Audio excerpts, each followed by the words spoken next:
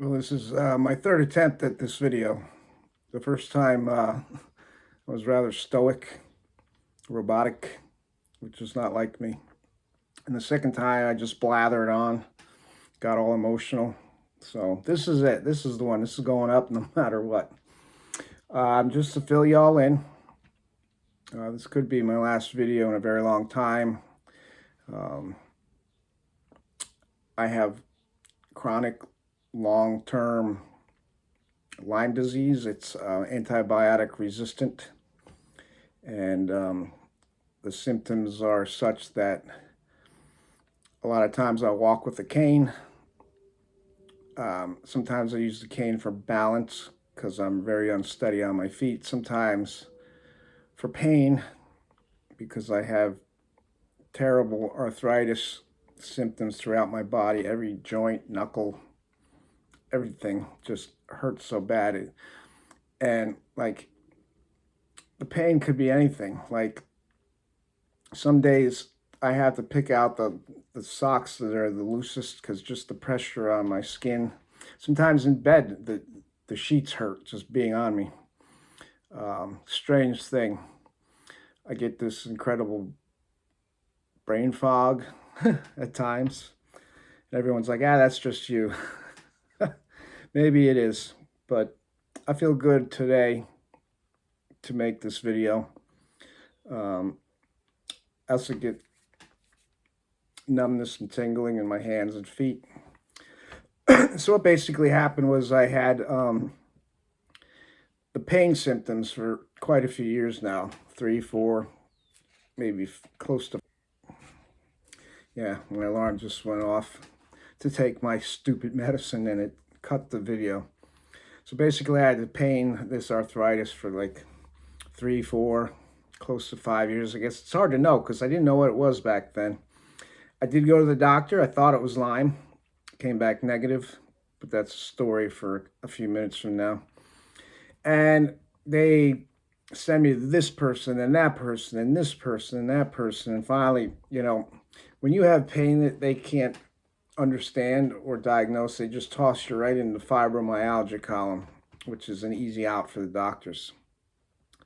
So a few months back in December, and I would get dizzy a lot, like not room spinning, but just unsteady in my head and on my feet, and it wasn't weakness. It was coming from my brain, and dizziness. So I was working at my boss's house and I was getting dizzy. I thought I was low blood sugar, so I went and ate half a sandwich and drank some Coca-Cola, which usually would cure that in about 10 minutes. It just got worse and worse. Another thing that started happening was I was dropping little things, anything that was small, dropping my medicine bottles, a lot. So I went to the hospital, the emergency room, and they thought I was having a stroke. They yanked me right in. Didn't have to wait a second. Right to the MRI, right to the CAT scan, and nothing, no stroke. They admitted me, and I was there 2 days, one night. Are my eyes open? If they're not open, I don't care. So, 11th hour, right? An hour before I was going to leave, this doctor comes in and he says, have you ever been checked for Lyme before? And I'm like, yeah, a few times. Always comes back negative. He says, I don't care what the blood tests say, you have Lyme. So they drew some more blood. They sent in for a panel. And in the panel, if you have 5 or more out of 10, it's considered positive. I had like 8 out of 10, which is pretty bad. There should be 12, but that's another story. You see, the CDC, the FDA, all those people who write the guidelines of what doctors are supposed to do have messed things up. And so anyway, I see my primary doctor that week, and he cuts me a prescription for a strong antibiotic, and can't think of it this second. And a month later, I still have it, and it's getting worse. Second course, antibiotics, nothing. He schedules me for infectious disease. They were very arrogant. They said, if you had Lyme and you took antibiotics, you don't have Lyme, which is ridiculous. It would be the first bacteria in history that couldn't become resistant to an antibiotic. And I knew that. And she talked down to me like I was faking my symptoms and things. And she said, well, I'm going to refer you to a neurologist. They'll give you a lumbar puncture, and they'll see if the Lyme has gone into your central nervous system. Went to see him, got the same runaround. Like, first of all, trying to pin the fault on me. Do you do drugs? How much do you drink? This, that, and the other. So he didn't want to do a lumbar puncture. Long story short, back in the day, the CDC wrote the guidelines on Lyme disease treatment, and it basically denies long-term Lyme or bacteria-resistant Lyme or PTLD, which is post-treatment Lyme disease. And they wrote these guidelines basically to protect the doctors and protect the insurance companies. Thereby, if the doctors gave you what you needed, which would cost a lot more because it would be long-term, an intravenous cocktail of antibiotics and other things weekly, the insurance companies won't pay for it. So on these groups I belong to now with Lyme disease, there's a term, and I learned it quick. It's called Lyme literate doctors. First thing they ask, have you found a Lyme literate doctor? Well, obviously the ones I was to are Lyme illiterate. They don't know, or they don't care to know, or they deny anything going on with us, these people out there. And so I looked it up, did some research, made some phone calls, sent some emails, and boom, I'll never be treated. It's like $2,000 to $3,000 for the consultation, and it's like $700 per treatment, and it needs to be weekly. And that roughly comes out to like $38,000 a year. And the hospital left me with some big bills. A Blue Cross Blue Shield, but I went in, I paid the deductible, but every time a doctor or a nurse or someone comes in and does something and asks you a question, it's another deductible. And the deductible stacked up into the thousands in 2 days. So I had to sell my motorcycle. Not that I could ride it safely at this point. And I had to sell some other valuable, treasures, things I treasured that were worth money, things that I thought I never would get rid of. They're gone, Some really neat antique signs I was going to hang in my YouTube studio I was working on. So basically, I have to try and figure out on my own. I mean, there's dietary things that can make your life better, but it doesn't get rid of the disease. There was a medicine that could be had at Tractor Supply. It was for horses. I tried it. Didn't work. I mean, I was careful about it. I looked it up. I looked at the formulation, the same as the human formulation. Cleaner, because horses are worth a lot of money. And I made sure that I did the milligrams per kilograms of my body weight. So I was taking the proper dose. It didn't help. I mean, I had a cold on top of Lyme, which is tough. When you get anything small on top of Lyme, it's big. The cold was gone in a day when I took that medicine. It's more of a viral medicine.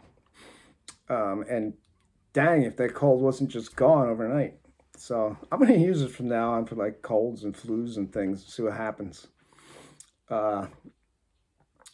So that's basically it. I mean, I had a lot of plans for my studio. I was working on it. It was going to have a different theme, like every time I went on. Like, I got all these antique clocks, you know, they're all like classic clocks here.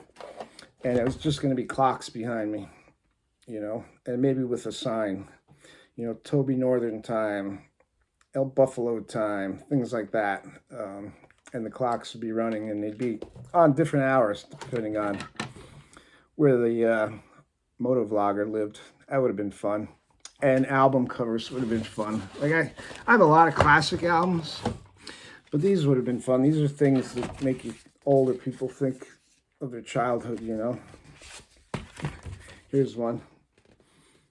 What do you think of that, huh? Let's see. Bob McAllister. Remember, kids are people too. I love that show. The snake cans are my favorite. And the funny thing, that people didn't get this line on that show.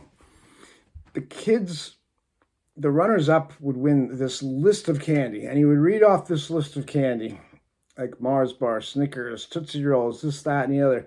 And at the end, and he'd say, and an Oral-B toothbrush, which was smart to tack on the end of all that candy. Remember this hottie with the exercise? Yeah, I found that. I found these old albums in like secondhand, like Goodwill stores or Salvation Army stores. They're fun, but you know, there's no sense in doing all that. I do like to treasure hunt. My big passion, which is going to be hard to do now, is getting into old abandoned buildings, houses. I love to explore those, and I went in there with my cane because it was on my bucket list, and it was a huge old psychiatric complex with big buildings. And when I got there, they were worse than I thought. I was able to sneak in behind all the construction companies in the front. They're working their way back, like demolishing these buildings. So behind this strip mall type supermarket, I was able to get through a fence up there, and I did find a treasure because I'm always looking for treasures in there. And this is cool. What this is you know those advertising things that pharmaceutical companies give your doctor? It's like a pen holder or a paperweight, and it has the name of a medicine on it. Well, this is cast in aluminum, and it says fenformin, HCl. If anyone's a diabetic out there, they know that fenformin sounds like metformin. And this was like the earlier version of blood sugar medicine, diabetic medicine. So without a motorcycle, I don't know what kind of content I can make. Maybe I'll do some biker church things. Maybe I'll do a short series on my experience getting into an MC, a 1% MC, which there's a lot there, but I have to be careful, you know. It all has to be generic. There's going to be no like club specific protocol. I don't like too many protocol videos out there anyway, but I may do some funny stuff. A couple people said I was funny, so maybe I'm funny. Who knows? But just want to drop this video, tell y'all I love you. Thank you so much for the support over the years. If this is the first time watching, hit like and subscribe. I mean, my subscriptions were growing good. I was posting, they were up, and every day there was a few more, and it was growing and growing. And you know, not being able to make content that much, you know, the algorithm ate me alive. You know, she divorced me. She broke up with me, Miss Algorithm. So I wrote this song about my motorcycle, the Blue Pigeon. That's what I call her. Called her. She's gone. She used to sit right there. The guy that bought her is like a stunt rider, and he's been sending me pictures. Put in new pipes and air handler and things like that, and The one thing I didn't like, but stunt drivers needed, was they took my forward controls and they moved the mid controls.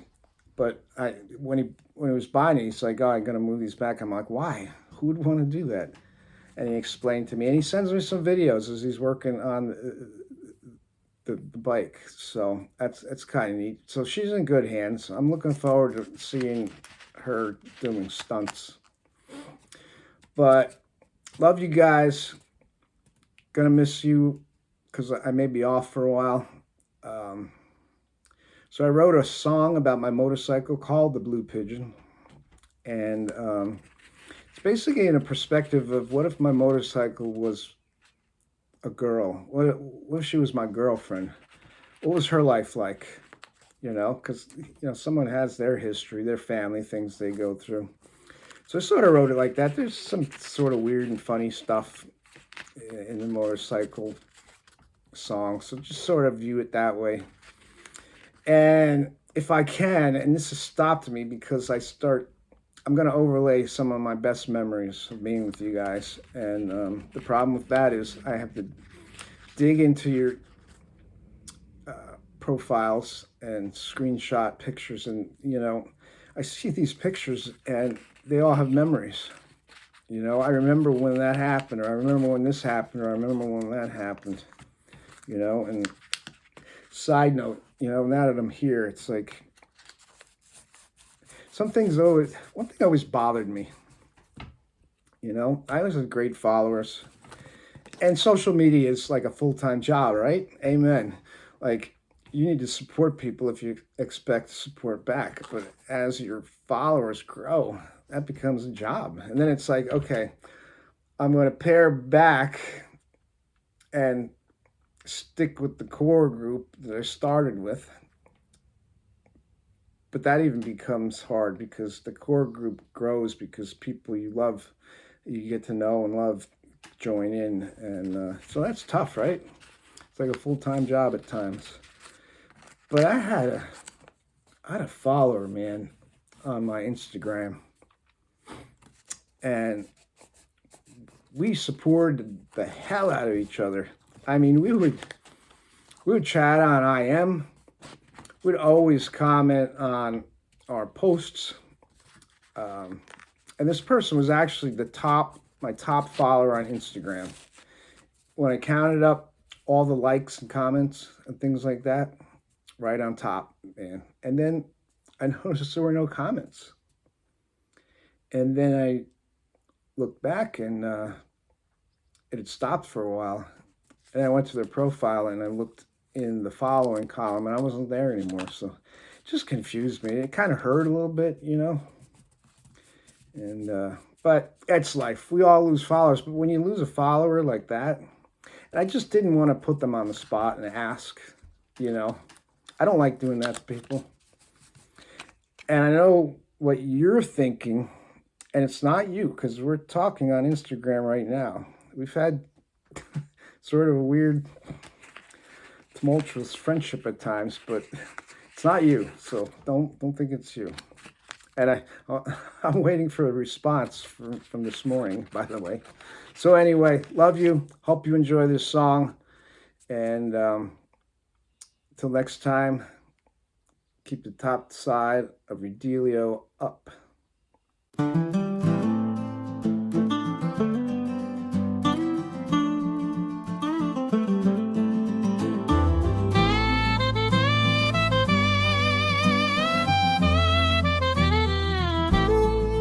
Well, I used to know someone fair.